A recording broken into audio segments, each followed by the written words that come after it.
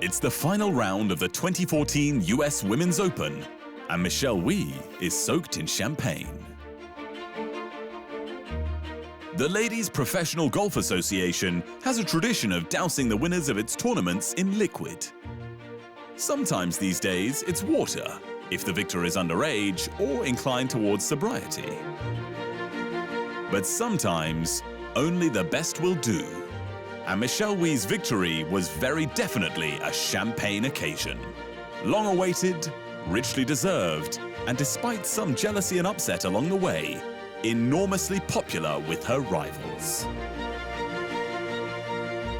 Leading the charge onto the 18th green of the acclaimed Pinehurst No. 2 course in North Carolina was her IMG client manager, Jamie Kuhn, and Wie's best friend on the tour, Jessica Korda.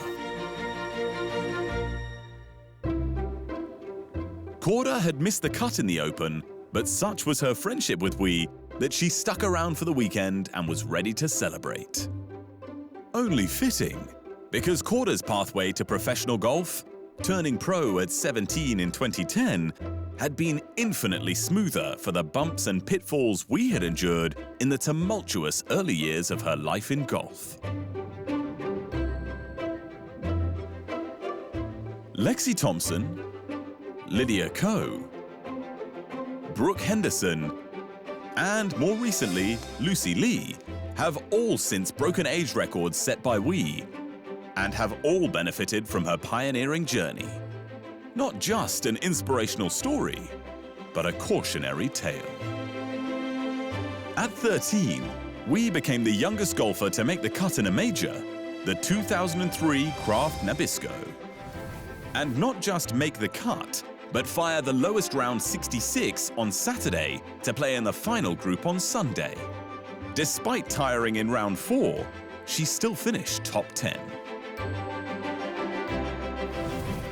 At 14, she was named Laureus Newcomer of the Year and became the youngest female to play against the men on the PGA Tour. At 15, she turned professional. At 16, she broke into the world top 10. At 17, she lost her way. At 18, she had slumped to world number 238, and the golf world was lining up to knock her down.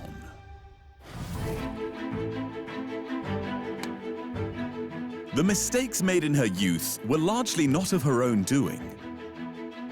Her problem was that she had made everything look so easy that her parents and other advisors underestimated the size of the task they had set her.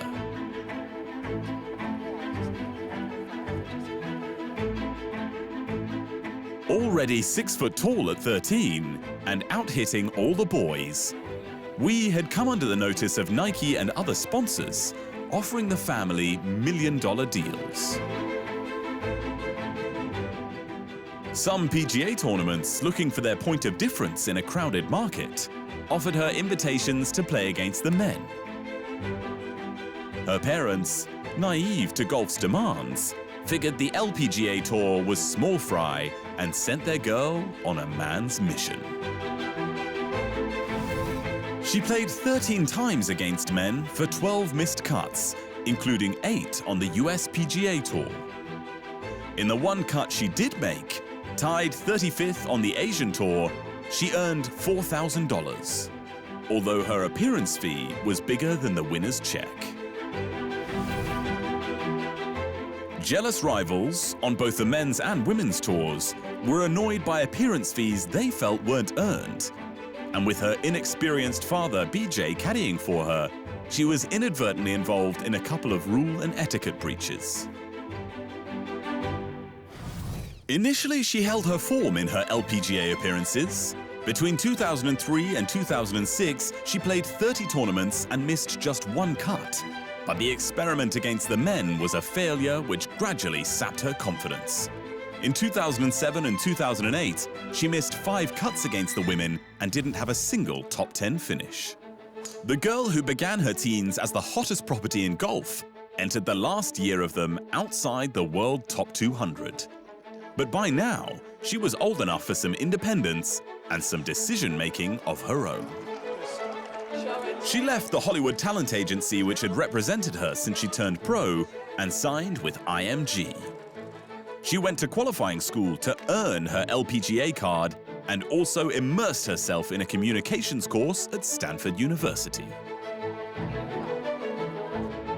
It was perhaps nothing more simple than growing up, but Michelle Wie began to blossom. No more men's tournaments, but twice as many women's events. The top tens returned, and 2 weeks after leaving her teens, at the 2009 Lorena Ochoa Invitational, she did something she had never done before. She won. The Canadian Women's Open followed in 2010, and while she continued to have her peaks and troughs, particularly with her putting, the wins established at last her credibility as a solid tour competitor. You're gonna have your ups and downs, you're gonna let some people down, you're gonna, exceed other people's expectations, but, it's your life, you gotta enjoy it, you gotta enjoy working at it, and it's gonna have to be a fun ride no matter what. 2 months before the 2014 US Open, Wie won again for the third time. A 2-shot victory in the Lotte Championship, and she entered the gates of Pinehurst as one of the main contenders. It's funny how some things work out. Michelle Wie may well have headed into the US Open of 2014 at Pinehurst No. 2 as one of the big chances, but she, like everyone else in the field, was overshadowed by this competitor, 11-year-old Lucy Lee. Just as Wie had dominated media coverage ahead of the 2003 Women's Open at 13, Lee's breaking of that age record was the headline act. And it was only natural the 25-year-old veteran was called upon for her advice. I say just to have fun, go out there, try to learn as much as you can, go up to any pro. We're not scary, we won't bite. And just to ask us anything. Lee listened. Although she missed the cut, she was in the gallery for the third round on the Saturday, watching and learning as the halfway leader, Michelle Wie, played in the last group with another one-time prodigy, Lexi Thompson. Wie had fired successive 68s in the first 2 rounds to be 4 under par. 3 shots in front of Thompson, but too soon to be dreaming of victory. Yeah, it's definitely one of the majors that I really want to win. I think the US Open as an American, is one of the most important tournaments, but at the same time, Sunday is a very, very long time, far away, and you just have to take it shot by shot. You really can't think about Sunday, 18th hole now. Down the years, one of the biggest problems Wie had faced was her putting. She had tried a variety of methods, but her current style was the subject of much ridicule. Described as the tabletop method, at the very least, it showed her back strength and flexibility. And it was working, restricting the damage on a tough day to a 72 as she walked off after 54 holes joint leader with Amy Yang, 4 shots clear of the rest. Yang crashed early on Sunday, handing Wie the outright lead, and an eagle on 10 gave her a 4-shot break.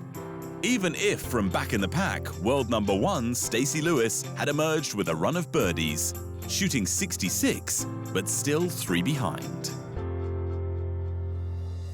Until Wie stumbled on the 16th, finding a horrible lie, making double bogey, now just 1 in front, convincing Lewis to head back to the practice fairway in case of a playoff. Needing 2 pars to win, Wie had to stay strong. And she did even better than that, draining a 25-footer for birdie on 17 and sending champagne corks popping after a 2-shot win. Even runner-up Lewis was happy for her. I would hate to see her kind of limp in and kind of barely win it, but I was glad that she went out there and won it, and was just a great showcase of women's golf. For Wie, it was relief, pride, and justification for the reset in her life. Just everything kind of been through, all the ups and all the downs. It's all worth it. The party continued late into the night, and the victory parade was long and joyous. But the major win was not the end of her ups and downs. She waited nearly 4 years before her next win, and later in that 2018 season suffered a recurrence of a chronic wrist injury and surgery that ended her season and limited her to just 4 tournaments in 2019. She became Michelle Wee West with her marriage to Golden State Warriors director of basketball, Johnny West, the son of NBA Hall of Famer Jerry West. And in June 2020, the couple announced the birth of their daughter, McKenna. She returned to the tour part-time in 2021, but golf is no longer quite as big in the life of Michelle Wee. The US Open win of 2014 gave her much more than a very big trophy. It gave her the chance to play for the rest of her career without the pressure of living up to all those unreasonable expectations of the past. Thanks for watching. For more great content on all the major stories in world sport, make sure you hit the subscribe button.